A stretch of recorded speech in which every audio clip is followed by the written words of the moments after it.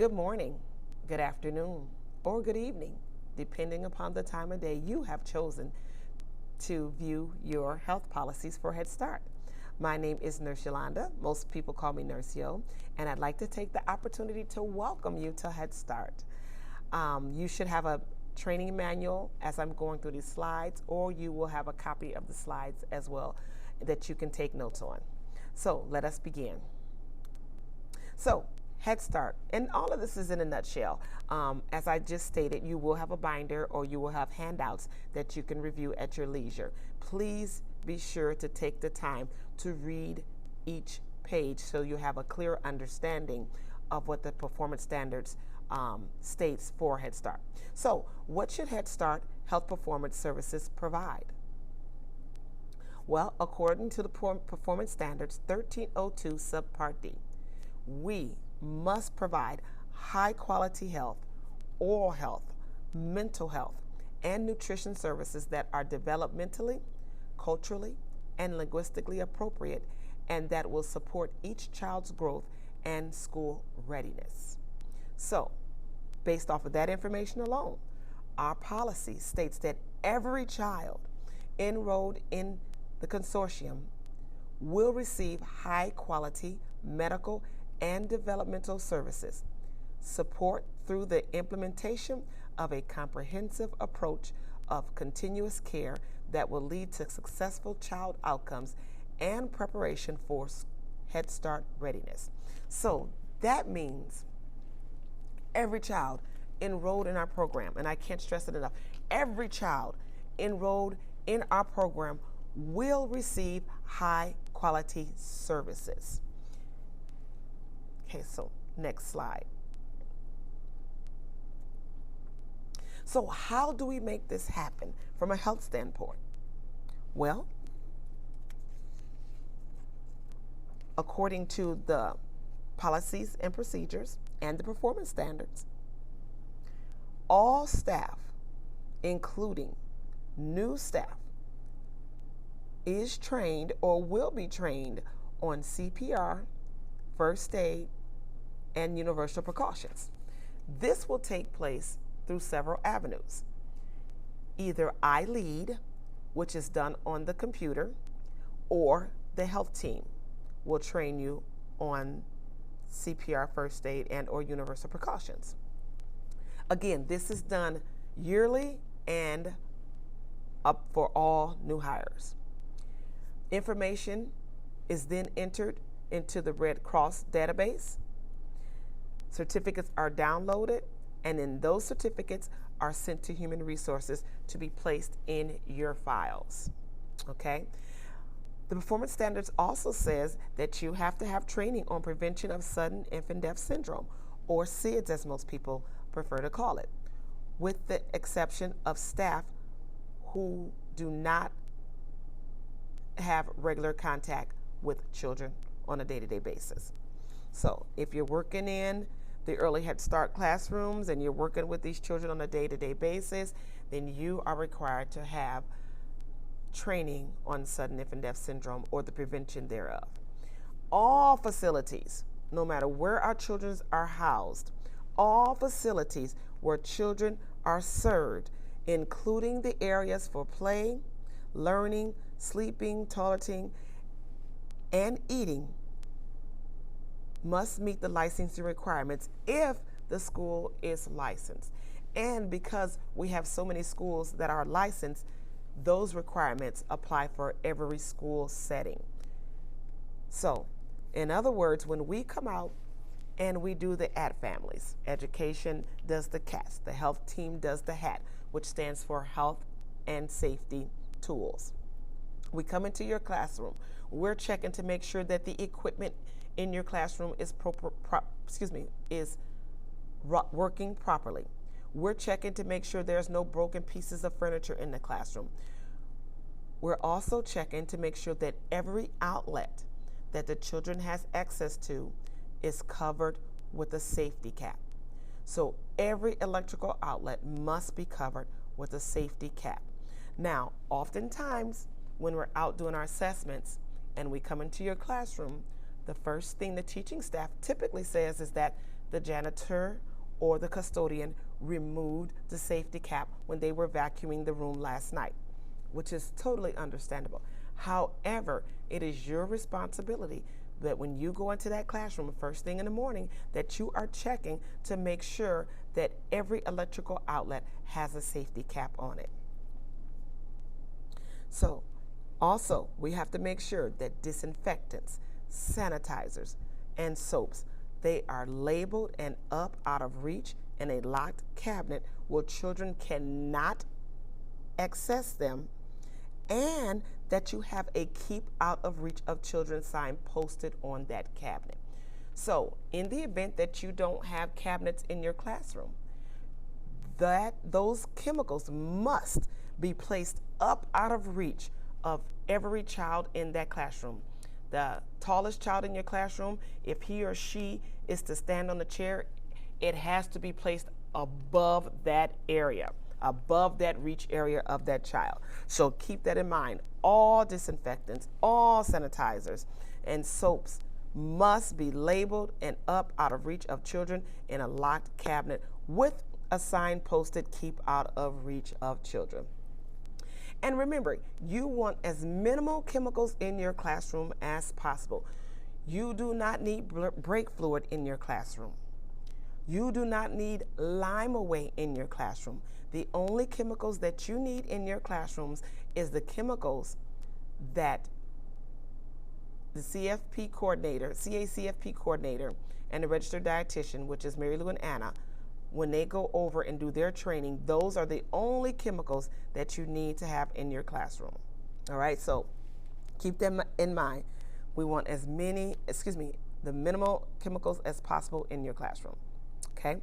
Another thing to keep in mind is that you want to make sure that all of your posters are posted visibly, so when parents are picking up or dropping off, your posters can be seen. Your prohibition poster, where it states the use of tobacco, alcohol, illicit drugs is prohibited in this building or on these grounds. Those posters need to be visible for the parents. Also, all requirements for licensing is designed to prevent child injury, which includes choking, strangulations, and electrical hazards. Tripping over cords. Make sure those are out of the area for your children. Keep your room as safe as you can. Next slide, please. So, again, how do we make this happen? We have to make sure that we are equipped with safety supplies, including fully stocked first aid bags. There should be 2 first aid bags in each room. Typically, they're posted near your exit doors. Some classroom has 2 doors, some classrooms have 1 door. You can post one in the front of the classroom on the back door and you can post 1 first aid bag in the front of the classroom near the front door and 1 in the back of the class near the back door, okay? We also have to make sure that we have designated toilet and diapering areas for our children, which are separate from food preparation. So your changing table should not be placed in your kitchen. It should be 2 total separate areas. And you should have posters posted in your diapering or toileting area that says diapering. And then in your kitchen area, you will have your kitchen posters. And we'll talk more about those as we get further into the slides. Make sure all medication is labeled and stored in a lockbox and is locked and in a locked cabinet. And again, if you don't have a locked cabinet, it must be up out of reach of children. This includes all medications. Typically, we store them in red bags. Sometimes we even have blue bags. Whatever color medication bag you have for that particular child, make sure it is labeled and up out of reach of children and locked, okay? Make sure all staff have training on prevention and control of infectious diseases, which is your universal precaution. Those videos will follow when you have your ILEAD training and or your CPR training. Also, we have to make sure that all staff are trained on hygiene practices, which means washing hands for all individuals, including staff and children. And mainly, again, making sure that our environment is safe for our children. Next slides, please. So, we have to make sure that staff and students utilize good hygiene practices, which means they're washing their hands. So when should we be washing our hands? Before and after food preparation, after toileting or diapering, before and after eating meals or snacks, after coughing or sneezing, before and after giving medications, before and after first aid or universal precautions, which again, those posters are to be posted in your classroom and they are to be visible. Please, please, please, please remember, when you are wiping the nose of the infant or the children, make sure you apply gloves, and then after you take off the gloves, after you can finish wiping the children's nose, that you wash your hands and you wash the children's hands as well. Okay? Please, please, please do not stick dirty napkins up your sleeve or put dirty Kleenexes inside of our first aid red bags. Okay? So again, how do we make sure all this happens? How do we accomplish all of this? Well, we do it according to our performance standards, which everything goes back to our performance standards. Everything that we ask you to do, everything that we implement in the classroom, it is based off of the performance standards. Nothing that we make up along the way, it is based off the performance standards. And our performance standard says we must provide high quality health, oral health, mental health, and nutrition services that are developmentally, culturally, and linguistically appropriate, and that will support each child's growth and school readiness for every student. Okay? Next slide, please. I'm going to skip this one because this is where we pause and we play our exercises. But because you're watching this video, you will not play that exercise on this video. Okay, so again, how do we accomplish all this? It takes teamwork. There's no way one department or one individual can accomplish all the needs necessary to make sure that we provide safe environments for our children if we do not work together. Teamwork makes the dream work every time.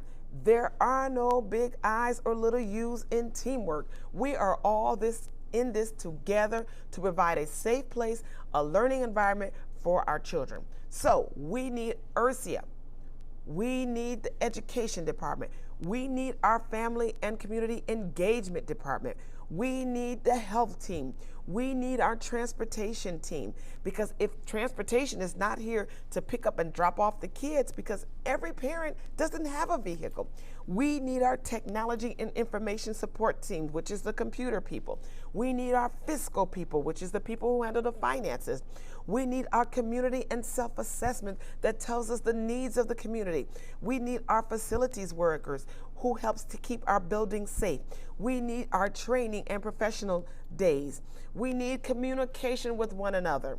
We need record keeping and reporting. And most importantly, we need our parents and our children. We are all a team here, and that is the only way that we can be successful, is working together with one another, again, trying to accomplish safety and a learning environment for our children. Next slide, please. So, what is a team? A team is a group of individuals working together, trying to achieve a common goal.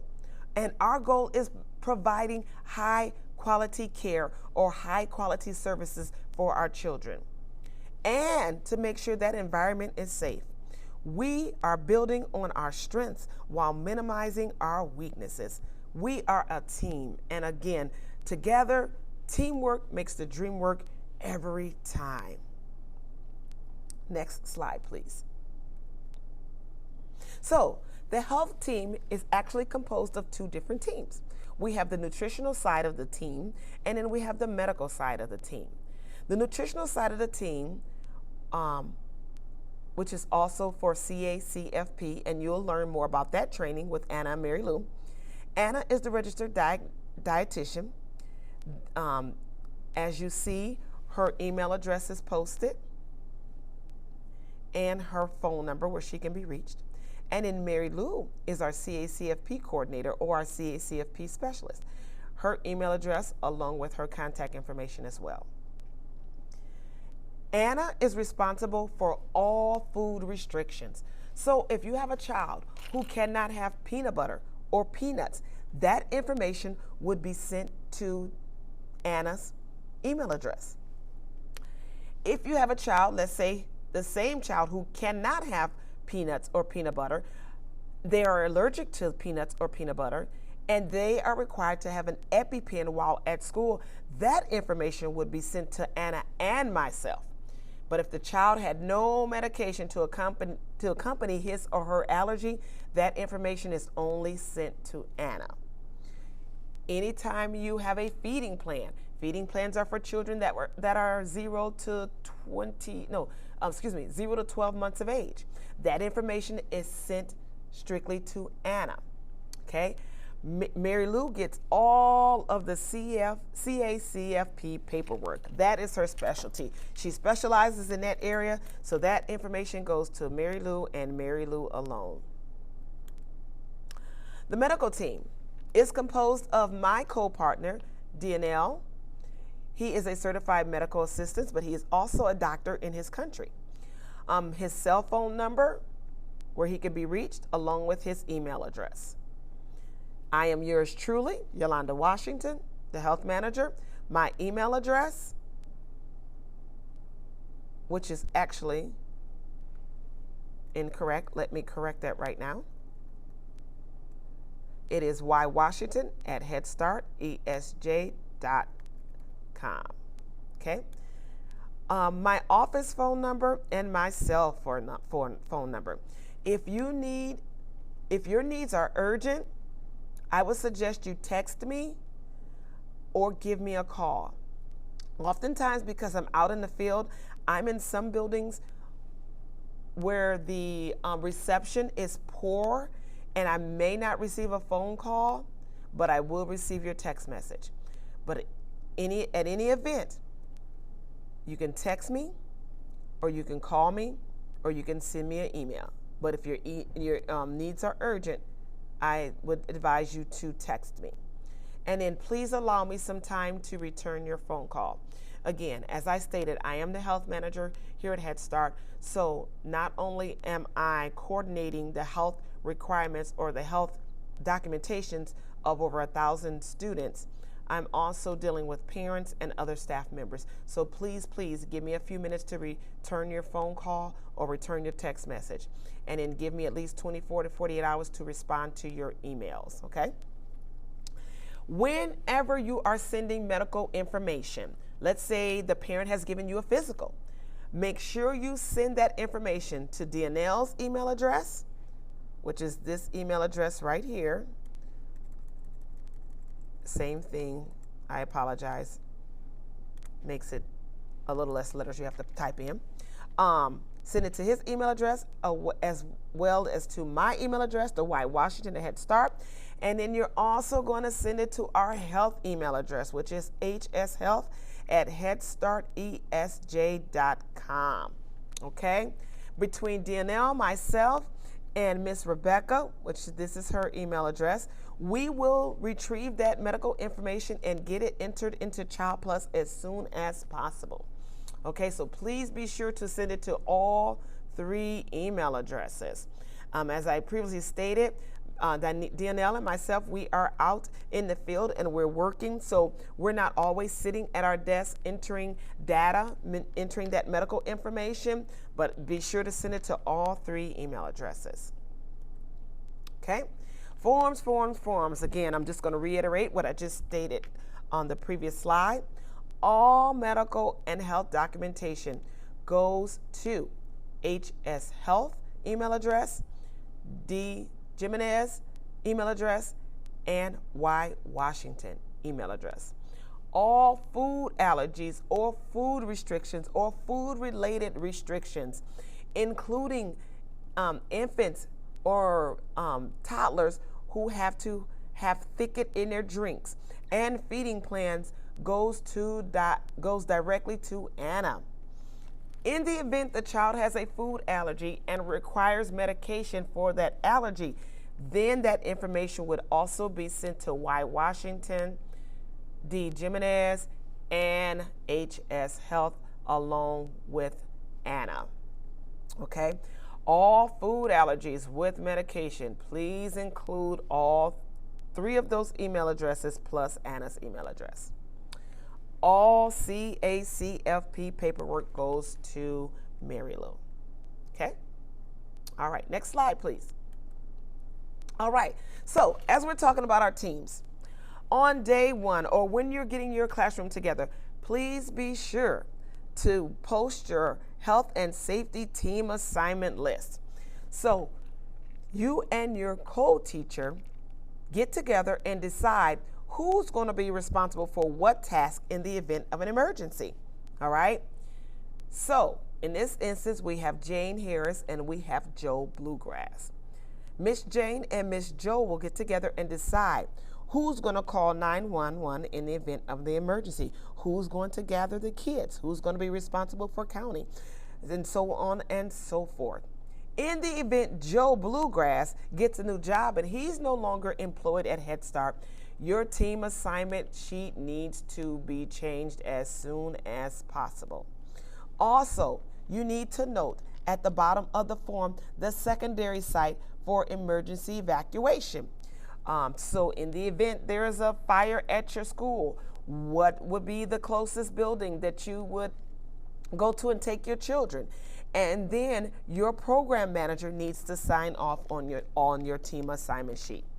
This is to be posted near your exit doors. So if you have a front and a back door to your classroom, post one in the front and back of the classroom. If you only have a front door, then only post it near your front door classroom. Okay? Next slide, please. All right. So you'll hear us talk a lot about 30, 45, and 90-day requirements according to the performance standards. Okay? So some of the performance standards requires that we have health insurance cards on file and or Medicaid cards on file and birth certificates. That information goes directly to the URSIA department. It does not come to the health team. The URSIA department consists of Melanie Dolph or Cindy Culliver. Okay? And I apologize that I do not have that information posted, but once you're entering the information on your computer, if you type in Cindy's name, her last name will pop up along with her email address. And if you type up Melanie's name in the search engine, her email address will also pop up in the search engines or on the computer. So please be sure to send that information to them. New this year is speech referrals. All speech referrals, new speech referrals goes to Christina Bromley. Again, type her name up on the computer on Outlook and Christina Bromley or CB, and her email address will pop up as well. However, the health team will enter those speech results, but new speech referrals do go to Christina Bromley. Okay, so every child enrolled in Head Start will have a health file or will have records. Every child has one, and that information is confidential. The information that you learn about your students at your site is only to be shared with the appropriate individuals. That information is not to be shared with your parents. That information is not to be shared with another teacher who works at a totally different site. That information is to remain confidential. Every health record or every file that a child has It contains a health history. That is information where you can go to find out if the child has had past surgeries or if the child has allergies. Most of the time, and that is if the parents decide to put that information on that form. They also list conditions and or problems on that health history. The nutritional status, food restriction, allergies is also in the file and is also listed on the health history. Physicals is in the child's files. All physicals are due within the first 30 days.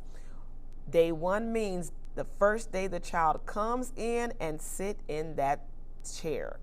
That is when that physical is due. Most times, the parents have the physicals completed already, but just failed to submit that information to us. Work with your parents to get that information into us as soon as possible, okay? Also, immunizations. That is due before a child can even start school. Immunizations must be current and up to date in order for that child to even attend on day 1. Dental exams, they're due within the first 90 days. However, we work with parents to get those dental exams in as soon as possible, or at least within the first 30 days, okay? When does a child need to see a dentist? A child needs to see a dentist on the first time he or she has an eruption of a tooth. Sometimes that's 6 months of age. Sometimes that's 8 months of age. But no matter what, that child is encouraged, or that parent is encouraged to see the dentist at that time. After that, it is recommended that children see their dentist every 6 months. However, some dentists will indicate on the dental forms to return within a year. Okay, so we follow what the dentist says. Everything is documented in Child Plus. So that dental exam will be documented in Child Plus. If the child had cavities and needed to go back to get those cavities filled, that would be documented in Child Plus under follow-up treatment to make sure that that child received proper dental treatment. Okay? Labs are done on every child at the age of 12 and 24 months for a lead and hemoglobin. Okay? This is according to the EPSDT. Now, sometimes the physicians omit to do a lead and or hemoglobin for whatever reason. Sometimes they forget about it. Sometimes the parents refuse to. But at the end of the day, because it is a requirement, we have to follow those requirements. So we either send the child back to his or her physician to have it done, or the health department, which we partner with, they will come in and do lead screenings. But the child will be required to still have a hemoglobin. We can do hemoglobins on site. They are non-invasive.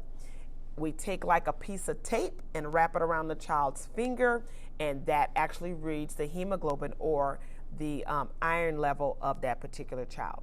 But again, the first line of defense is to have these labs done by their primary care physician. We also do hearing screenings, hearing and vision and blood pressure. Again, if it is not completed by their primary care physicians, we also have community resources who come in. We work with the family and community specialists and the health team, but together we accomplish in getting these, together we get these screenings completed.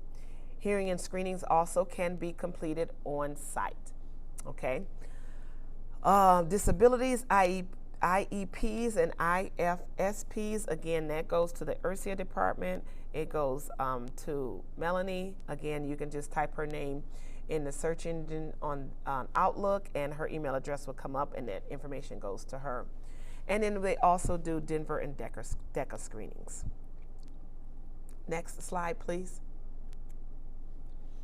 So, if you're doing an application with a parent and you are completing, and they are doing the health history form, remember to ask open-ended questions to allow parents to list any disorders or problems that they can think of, such as diabetes or asthma, meningitis, anemia. Maybe the child had a high lead level at one point in time. But anything, if they wear glasses or hearing aids, we're encouraging them to share with us as much information as possible so that we can know as much as we can about the child, which all encompasses of our performance standards of providing those high quality services to every child. Okay? Remember, those health workers are confidential and should only be shared with the appropriate individuals.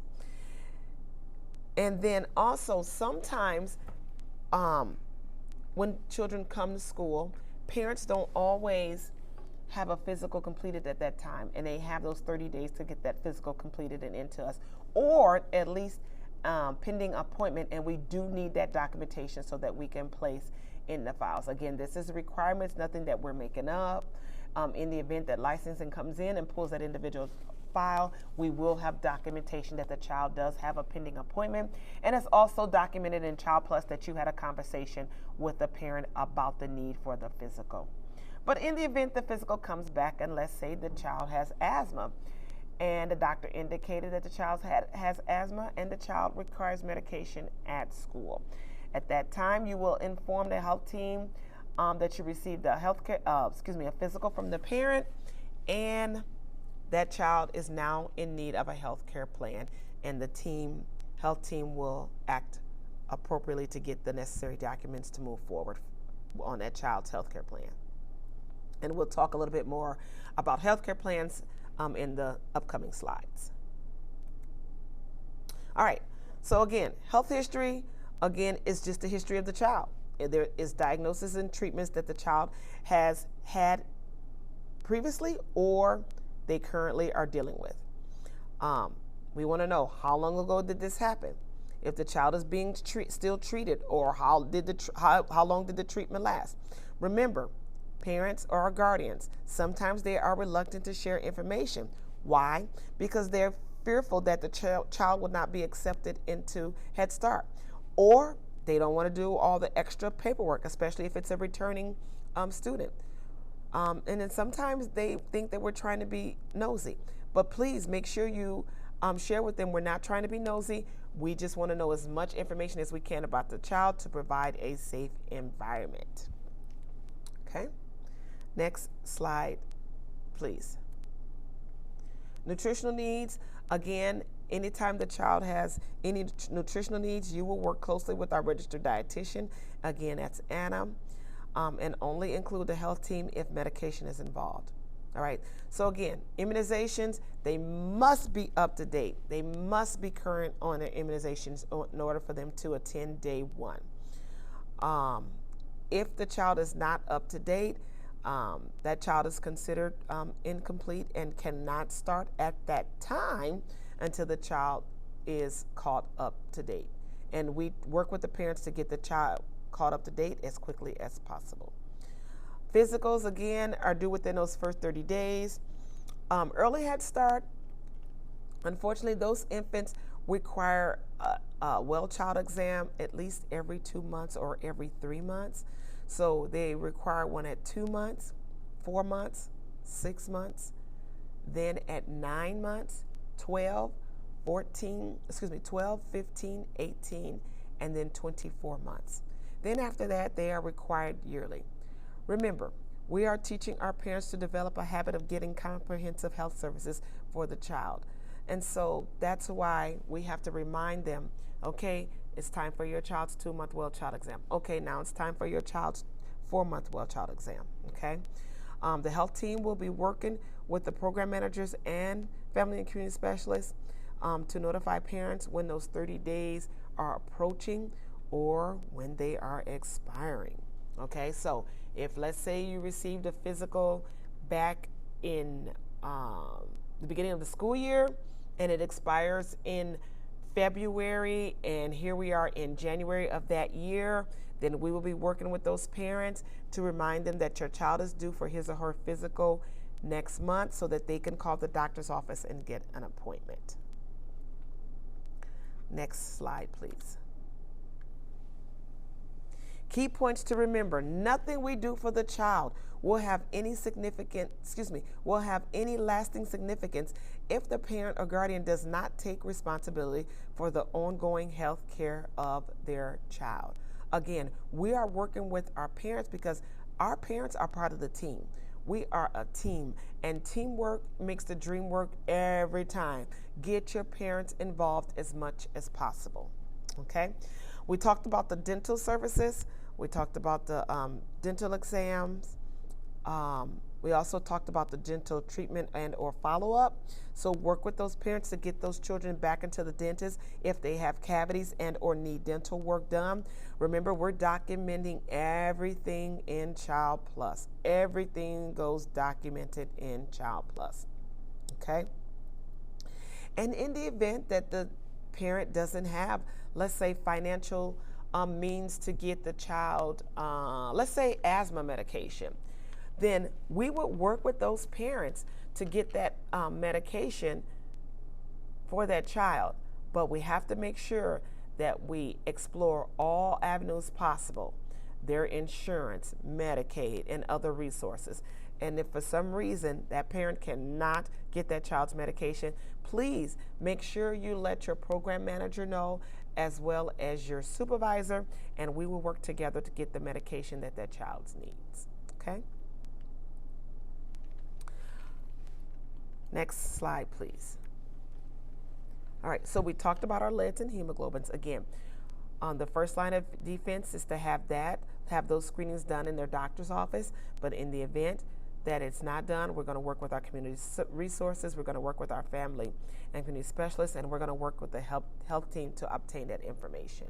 And the same with the blood pressure. Blood pressure is part of the 90-day requirement, as well as the dental treatment and or follow-up for the hearing and screening. Okay, hearing and vision screening.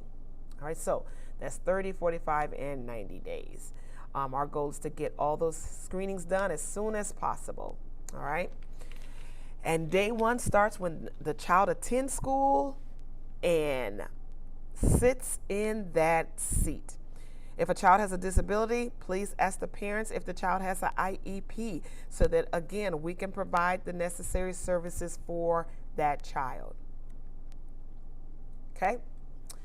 Anytime that the child fails one of his screenings, let's say the child fails his hearing screening, okay, that will be noted in Child Plus as an identified need, which means we need an action, which means within the next 30 days, we are going to be rescreening that child for that vision exam so that we can notate that in Child Plus, and we will create an action based off of that identified need.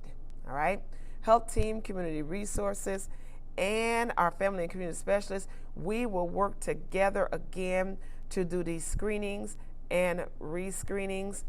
Anytime that we will be in your buildings for vision, hearing, leads, or hemoglobins, please, please, please, please inform your program manager, and also make sure that your building principal is aware that we will be in the building conducting those screenings. Again, communication, communication, communication. It is so important that we communicate with one another, okay? And again, our goal is to get these screenings done within the first 90 days that the child attends. All right? Family and community specialist, it is your responsibility to rescreen the children or to obtain missing children as they are enrolled throughout the school year. Okay? Because we have parents who move or parents who decide to pull their child for whatever reason.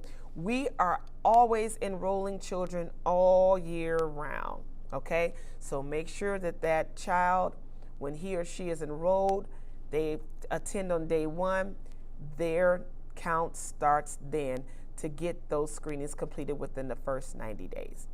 Document, document, document, document. I can't express that enough. Documentation is key, all right? Make sure we're documenting it in Child Plus.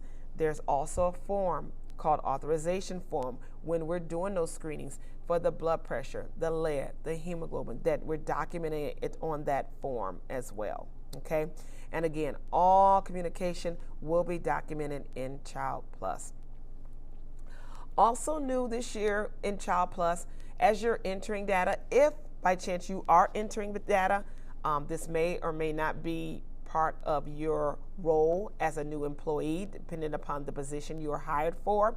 But if you are entering data and you are the individual who's making phone calls to these parents regarding leads, hemoglobins, hearing, or screenings, there is a little box in Child Plus up under the screening that is being completed that you would click on that says parent notified. You would type in the parent's name. On the next line, you would type in your name on the next line, because it says contacted by who. You would write your name on that line, and then it asks for the date and time. So remember, all this information is documented in Child Plus. And again, depending upon the role that you are in, it may or may not be your responsibility, but you will get more training depending upon the position that you are in. All right, so let's talk about some forms. Next slide, please. So we talked a little bit about the well child exams and or physical requirements. Again, if you are in early Head Start, it is required that you have a well child form 2, 4, 6, 8, 9, 12, 15, 18, and 24 months of age. Now, there are some physician offices who do not do 18-month well child exams. In the event that you should have a child whose physician does not do 18-month well child exams, please get a documentation or statement from that office stating that they do not do 18-month well child exams, and make sure the health team gets a copy, and a copy is placed in the child's file. Okay? Simple as that. Next slide, please. This is a completed well child exam. As you are looking at your screen, the physical to the left, it is partially acceptable. And I say that because it is acceptable because it has the child's name, the date of birth, the height, the weight, the head circumference, the blood pressure, the hemoglobin, whether or not they're at risk for TB, and their lead, and then of course the physical assessment and the health conditions. Also, the doctor listed on here the medication that the child needs for his or her asthma. The only thing that is missing on this particular physical is the doctor's signature. We must have the doctor's signature on all physicals, or that physical is invalid. So in the event that a parent should hand you a physical, it must have the doctor's signature on that physical. It does not necessarily have to be our form. It can be the doctor's form or the form from the office. As long as the doctor's signature is on it, that is fine. As long as it is stamped with the doctor's signature on it, that is fine. As long as the physical summary states electronically signed by Dr. Blue, it is acceptable, okay? And then we also need the date of the exam, okay? This is new on the forms this year. We need the date of the exam as well. And so remind your parents to get this entire form filled out in its entirety, including hearing and or vision screenings, okay? The form to your right is not acceptable. Why? Because we can't read it, okay? So this form would not be acceptable because we can't read anything off of this particular form. So be mindful as parents are handing you these physical forms. Okay, next slide, please.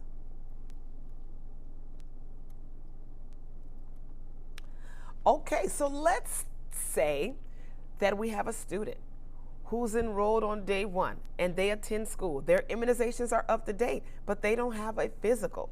So they've gone to the the doctor's office, and they got an appointment card, or they went to the dentist's office and they got a dental card, and they brought it to school and they handed it to you and you sent it to the health team. All that is good and dandy, but the problem is There's only a first name on this appointment form. It says someone by the name of Oliver. We have no idea who Oliver is, because if we was just to type Oliver up in our database, every Oliver that was ever enrolled in Head Start would pop up. So we need first name, last name, and date of birth, okay? And then that information is entered into Child Plus, and this form is placed in the child's file. Next slide, please. Okay, the form to your left, it is a dental form. When parents give you forms like this is not acceptable. Why? Because there's no doctor's signature right here. We have a first name, last name, date of birth, date of an exam, everything that took place in the exam, and that there was no decay. Yay, Billy. But guess what? There's no signature. Okay? The form to your right. This is excellent, right? We got the date of the exam. We have the first name and last name. We have the phone number. We have the date of birth. We have the exam, what was applied to the child, what took place for the date of exam, that the child doesn't have any cavities. Yay! The doctor's signature, although it was signed by a medical assistant. And how do I know that? Because the medical assistant put her initials and she signed it, which makes this not valid. Why? You guessed it. Because it's not the signature of the doctor or the dentist who performed the exam. It must be his or her exam. If the medical assistant had not put the initials and circled it, then that would have been acceptable because that would be the doctor's signature. But this tells me that the medical assistant signed for the dentist and then she initialed it, stating that she signed for it. So it's not acceptable. But you get the gist of it. We need a complete physical form filled out by physical form or dental form filled out by the physician, and it must be legible. Next slide, please. All right, so let's talk about our prenatal and postpartum. So as you know, or you may not know, we also service pregnant moms. All right, so pregnant moms are enrolled into our program during their pregnancy, and then 2 months after they deliver, we are meeting with these parents and moms, these new moms, and we are doing postpartum assessments. This is the postpartum assessment form that we need on our new moms. It needs to be filled out in its entirety by the doctor, okay? Which includes the child, the mother's name, the new mom's name, date of birth, and so on and so forth.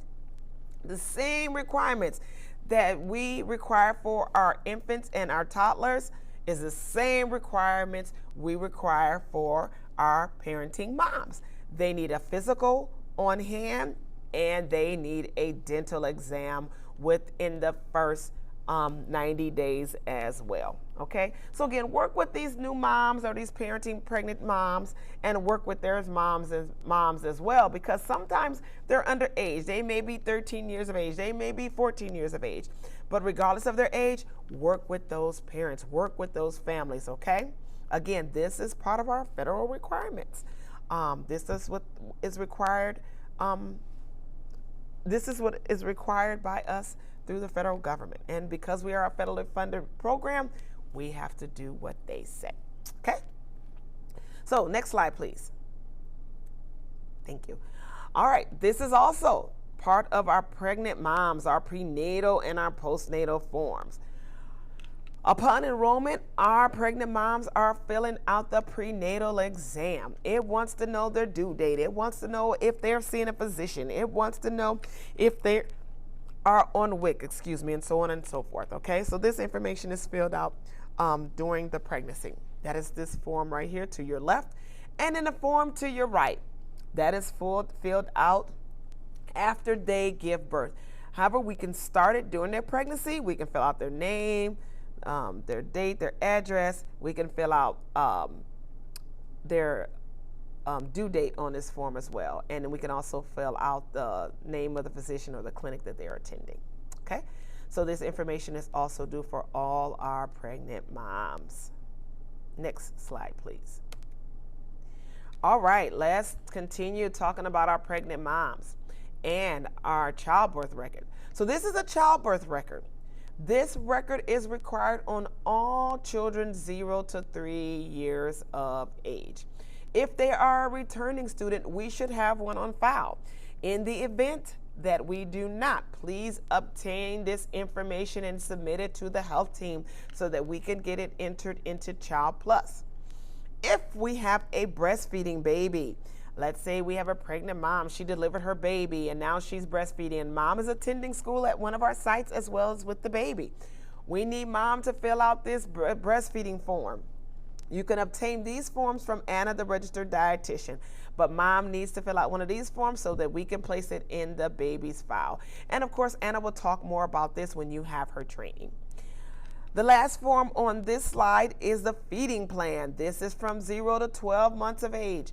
This form goes to Anna, the registered dietitian.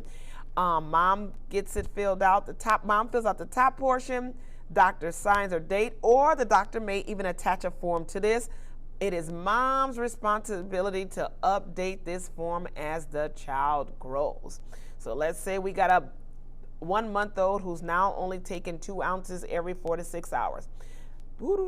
Time goes by. Now baby is 9 months of age and baby is eating baby food, and the baby is taking let's say 4 ounces of a formula after her baby food. Mom's responsibility is to indicate that on this form. Okay? Anytime there's a dietary change, mom needs to indicate it on this form. All right, next slide. All right, so I talked about our postpartum moms once they give birth, and we're doing that 2-week assessment on them, the postpartum assessment after they deliver. This is part of those forms. This is all the information that we obtain regarding baby and mom, okay? And then mom signs and date. If the father of the baby is present when we're doing this assessment, we also do the education for the father of the baby as well, and we have him sign on this form as well. Again, this may or may not be your responsibility depending upon the role or the position that you were hired for. Okay, next slide. Oh, and if I go back to the other slide, please. Also, again, I am working, the health team, we are working with the pregnant mom as well to obtain this information. So we're working with that family and community specialist of that pregnant mom, and she's working with me, and we're working together to get all the necessary information for mom and meet with mom after baby is born. All right, okay, thank you. Next slide, please. All right, so now we're talking about a right to refuse services. Do parents have the right to refuse services? You bet your bottom dollar.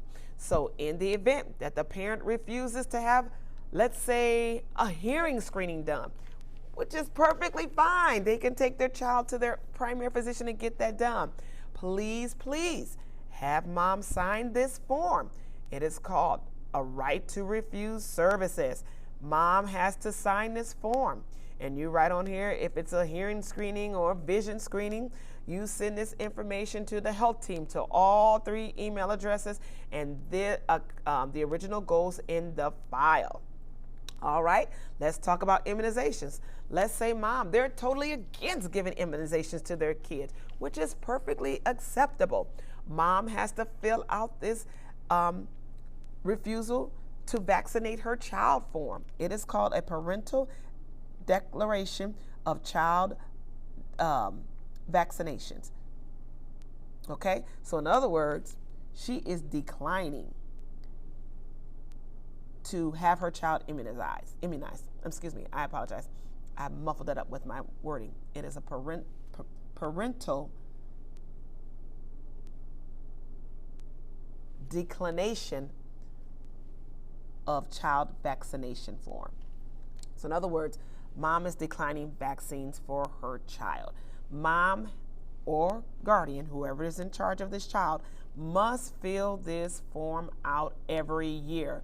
And it is to be accompanied by a note from the doctor's office and the doctor can also include it on the child's physical. Okay, so mom signs this form, then she follows up when she turns in that physical. It's noted on the physical, or she has another piece of documentation that states that she does not get her child immunized. Okay, all right. If you have any questions, again, just always reach out to me. Next slide, please.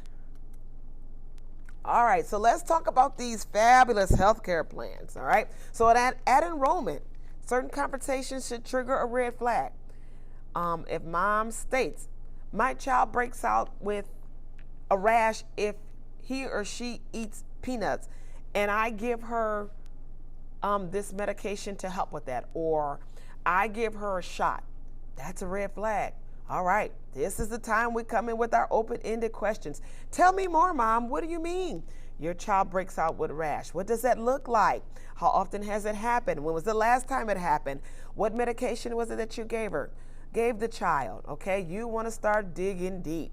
Okay, that is information that you will definitely share with the teaching staff that's responsible for this child, as well as with the health team.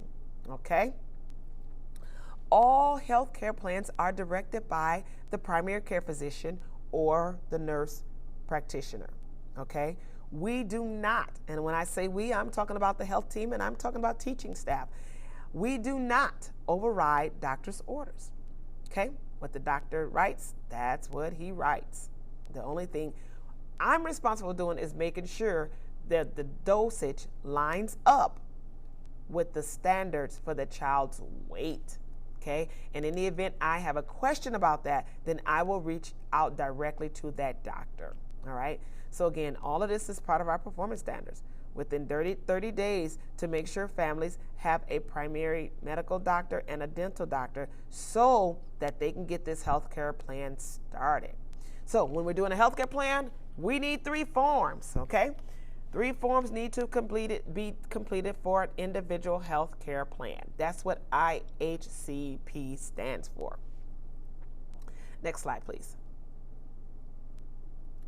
All right, so the form to your left, where you see the arrow going around, that is the health care plan itself.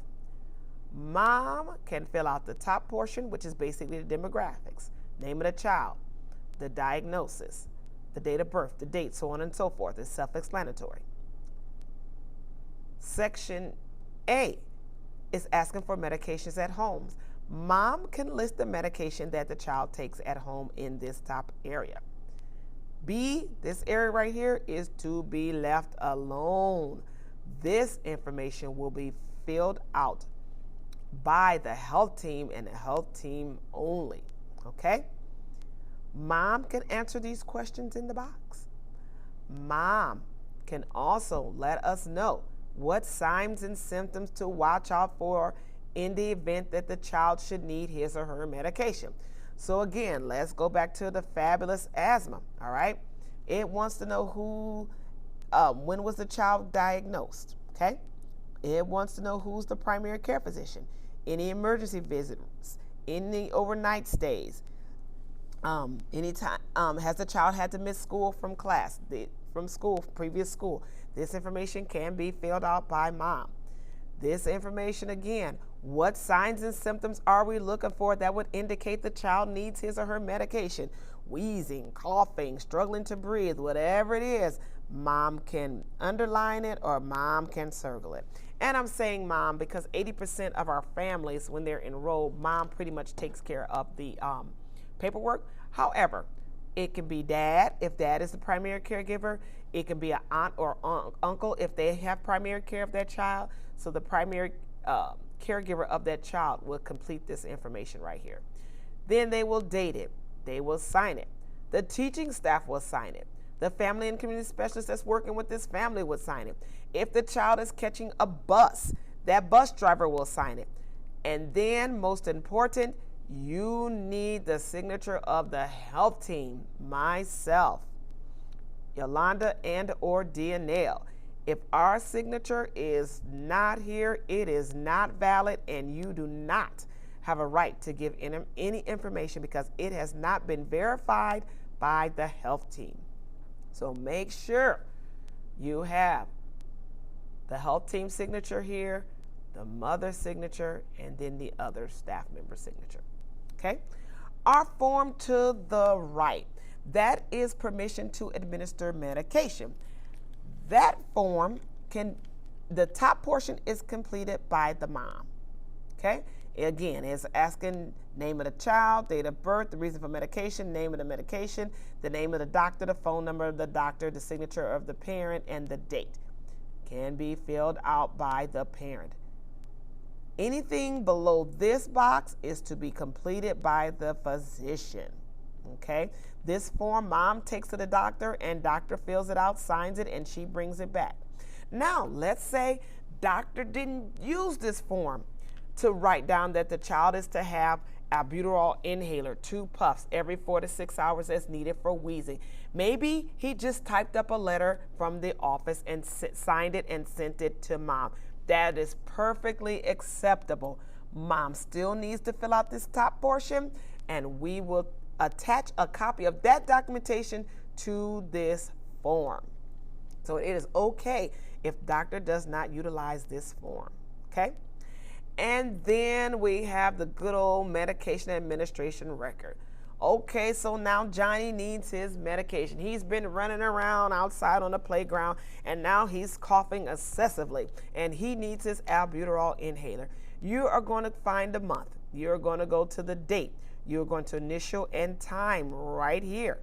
You are going to come down to the bottom. You're going to put your initials. You're going to put your signature. You're going to make a little small note, not a book. Johnny was coughing, gave inhaler, no coughing afterwards. And you're going to sign, period. That's it. That's all you need. You're not going to write a whole book, something simple, sweet, and to the point, okay? In the event you need more room, you can flip over this piece of paper and write on the back. This top portion is to be filled out by the health team and the health team only. We are responsible for getting this document to you. So in the event you have a health care plan, and I'm going back, you have a health care plan, you have the permission to administer medication, you go to administer the medication and you don't have the medication administration record, let us know as soon as possible so that we can get that to you immediately. Okay?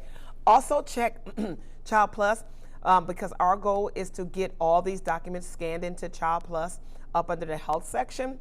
So of course, at the beginning of the school year, it's kind of hard to get every document scanned in the system before you need it. So in the event we hadn't got to that child, please feel free to reach out to us. Okay? Next slide, please. All right, again, we talked about the missing signatures. Work with parents to get these healthcare plans done as soon as possible, because then, if not, the child can attend if it's for medication such as for asthma or seizures or severe allergic reactions, because we have to make sure we have the proper documentation and the medication on site. But in the event, work with these parents to get this documentation done as soon as possible, because otherwise it leads to chronic absenteeism, which leads to another whole problem. Okay, so work with your parents, get that paperwork submitted to us so we can get it into the system. And then always make a note in Child Plus under the health section, under individual health care plan, and you make a note, had a conversation with mom, met with mom, talked with mom, whatever the conversation is or whatever took place. Okay, again, you'll get more information you'll get more one-on-one training when you're entering stuff into Child Plus. All righty, next slide, please.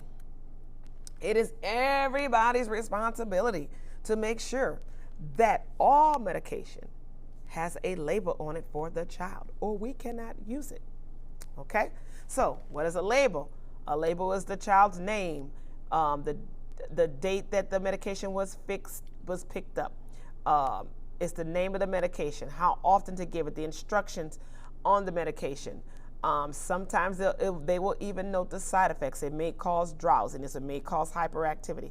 The pharmacy number is on there. The name of the pharmacy is on there. The person that filled the prescription. Okay.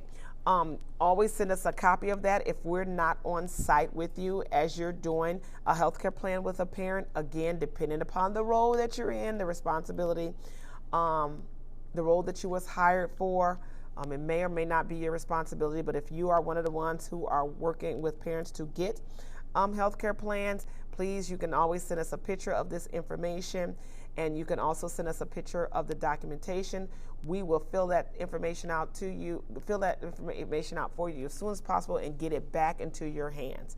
Okay, but again, make sure you are checking to make sure that the label is intact and that there is an expiration date. Now, just the other day, we had this incident happen. This is the first time that I can recall. The parent went to pick up the medication from the pharmacy. The pharmacy put the medication in a bag unopened. It was an inhaler. And instead of putting the label on the medication, the pharmacist stapled the bag with the inhaler inside of the bag, inside of the box, and placed the label outside of the box on the bag, and it was stapled. So when the parents brought it to us, we had to open it and verify it. And we will have instances that just happen out of the blue. Please check with us before you accept any medication that is not labeled. In that instance, we did verify everything, and everything was correct, everything was legit, and we are the ones who actually opened up everything. So in the event that something out of the norm happens, reach out to us, let us know so we can work with you and the parents. Okay? If the medication is to be taken to and from school, we will create a red bag for that child. That red bag, there's a label on the outside of the red bag with the child's name, the school, whether or not the child catches the bus number, and the name of the medication and the reason for the medication. Also, all staff members, teachers and or FACS, family and community specialists, please make sure there is a picture stapled to that ID label of the child that's on that red bag. So there's an ID label, and it's asked for a photo of the child. Please place that there. In the event that the teacher is out, ill, there's a substitute, and she may not know who that student is.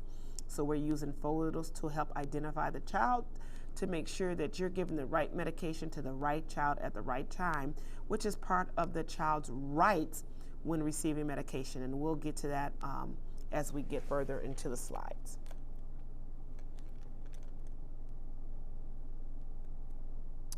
Okay. So for our healthcare plans, due to the pandemic, there was a hold or pause on utilizing nebulizers in the classroom in the event of the child may have had COVID. So they put a pause on that. That has now been reinstated. We can use nebulizers again. The child has to be separated into a separate place when you're using a nebulizer. The goal is just to use nebulizer on an as-needed basis for children that are 0 to 2 years of age. Okay. Once they hit that 2-year mark, they're encouraged to be instructed on the use of an inhaler, and for 2 to 3 years of age, 4 or 5, whatever, they are encouraged to use inhalers. But those little kiddos, 0 to 2 years of age, they can use a nebulizer. And again, they will be separated, go to a separate place, and utilize the nebulizer machine as needed. Okay. Again, you're going in a separate area. Remember, you're doing active supervision at all times with these kids. So even if you're giving medication, you need to make sure that you are actively supervising every child at all times. Okay, next slide, please. This is a child's ID band label. This is what goes on the outside of the red bag. This is where the picture goes, the site, the name of the child, the site, the room number, bus number, the reason for the medication, and the name of the medication. Okay? Next slide, please. This is the rights that I just got to talking about. Every child has a right to getting his or her medication. not only do they have a right to get his or her medication, but we have got to make sure that we have the right child, right dose, right time, right amount, and right reason, okay? Just because a child, a hyperactive child who's running around the room that doesn't want to sit down at all times, just because he or she has Benadryl that has been prescribed for bee stings, do not give Benadryl to calm Johnny down in the classroom because he won't sit down, okay? Make sure you're giving that medication for the right reason, okay? So you're going to pull Johnny to a safe place. It's going to be a quiet place where you can concentrate. You're going to know Johnny's name. You're going to look at the medication administration record. It says Johnny. You're going to look at the permission to administer medication. It says Johnny. You're going to look at the medication administration record. It says Johnny. Okay? So Johnny, Johnny, Johnny. It tells how much to give, what to give, the amount to give, and the times to give. And then after you're going to give that, you are going to initial on the medication administration record, the date and the time that you gave the medication. Again, even before you do this, you're going to make sure that you're washing your hands and Johnny's hands, and afterwards, you'll do the same thing. Okay? So again, if you have questions, you can always reach out to us.